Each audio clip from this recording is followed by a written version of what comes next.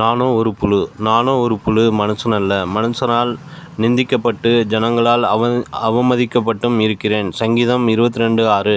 அநேக பரிசுத்தவான்கள் தேவ சமூகத்தில் தங்களை தாழ்த்தும்போது புழு என்றும் பூச்சி என்றும் தூசி என்றும் அற்பமும் குப்பையுமானவர்கள் என்றும் அகால பிறவி என்றும் சொல்லி தங்களை தாழ்த்துகிறார்கள்.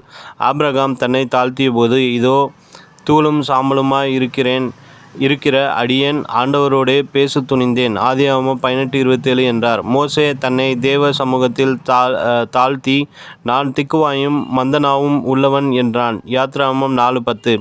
எரேமியா சொல்கிறார், ஆண்டவரே, இதோ நான் பேச அறியேன், சிறுபிள்ளையாய் இருக்கிறேன் என்றேன். ஆனாலும் கர்த்தர், நான் சிறுபிள்ளை என்று நீ சொல்லாதே. நான் உன்னை அனுப்புகிற எல்லாரிடத்திலும் நீ போய் நான் உனக்கு கட்டளையிடுகிறவைகளை எல்லாம் நீ பேசுவாயாக. எரேமியா 1:6-7. ஆம், தங்களை தாழ்த்துகிறவர்களை கர்த்தர் பயன்படுத்தினார். கர்த்தரால் ஒரு பூச்சியை இயந்திரமாக மாற்றி பயன்படுத்த முடியும். தாவீது ராஜா அபிஷேகம் பண்ணப்பட்ட போதிலும் கூட ராஜ்யபாரம் அவருக்கு கிடைக்கவில்லை. அவரை சவுல் ஒரு கௌதாரியை வேட்டையாடுவது போல துரத்தி கொண்டே வந்தார். மனம் உடைந்து போன தாவீது, நான் மனுஷன் அல்ல, நான் ஒரு புழு, மனுஷரால் நிந்திக்கப்பட்டும் ஜனங்களால் அவமதிக்கப்பட்டும் இருக்கிறேன் என்றார். இன்றைக்கு நீங்களும் கூட அப்படி நிந்திக்கப்பட்டும் அவமதிக்கப்பட்டும் மனுஷரால் அற்பமாய் எண்ணப்பட்டும் இருக்கலாம். யாரும் உங்களை நேசிக்காமல் இருக்கலாம். ஆனால் உங்களையும் நேசிக்கிற ஒருவர் உண்டு. உங்கள் மேல் அன்பு பாராட்டி உங்களுக்காக பரலோகம் துறந்து பூமிக்கு வந்த ஒருவர் உண்டு. அவர்தான் இயேசு கிறிஸ்து. ஒரு மண்புழுவை எடுத்துக்கொள்ளுங்கள். அதனுடைய நிலைமை எவ்வளவு பரிதாபமானது. அதனால் ஒரு பறவை போல வானவெளியில் பாடித்திரிய முடியாது. மற்ற மிருகங்களைப் போல ஓடி திரியவும் முடியாது. கர்த்தருடைய சிருஷ்டிப்பில் யானையும் ஒன்று. அது எவ்வளவு கம்பீரமாய் தன் துதிக்கையை ஆட்டிக்கொண்டு அழகான தந்தங்களோடு நடக்கிறது.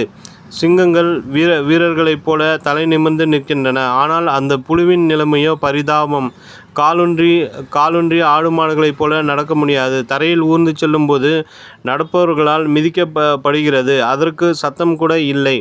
ஆனால் புழுவை போல் இருக்கிற உங்களையும் என்னையும் கர்த்தர் விசாரிக்கிறவராய் இருக்கிறார். பேதுரு சொல்கிறார், அவர் உங்களை விசாரிக்கிறவரானபடியால் உங்கள் கவலையெல்லாம் அவர் மேல் வைத்து விடுங்கள். 1 பேதுரு 5:7. மட்டுமல்ல, அவர் அன்பு செலுத்துகிற ஆண்டவராயும் இருக்கிறார். மனுஷனை நினைத்து விசாரிக்க, அவன் மேல் அக்கறை கொண்டு அவனை அரவணைத்து பாதுகாக்க கர்த்தர் கிருபையுள்ளவராய் இருக்கும்போது நீங்கள் ஏன் கலங்க வேண்டும்? ஏன் கண்ணீர் சிந்த வேண்டும்? நினைவிற்கு, அவர்கள் உன்னை விசாரிப்பாரற்ற சீயோன் என்று சொல்லி உனக்கு தள்ளுண்டவள் என்று பேரிட்டபடியால் நான் உனக்கு ஆரோக்கியம் வரப்பண்ணி உன் காயங்களை ஆற்றுவேன் என்று கர்த்தர் சொல்கிறார். எரேமியா 30:17.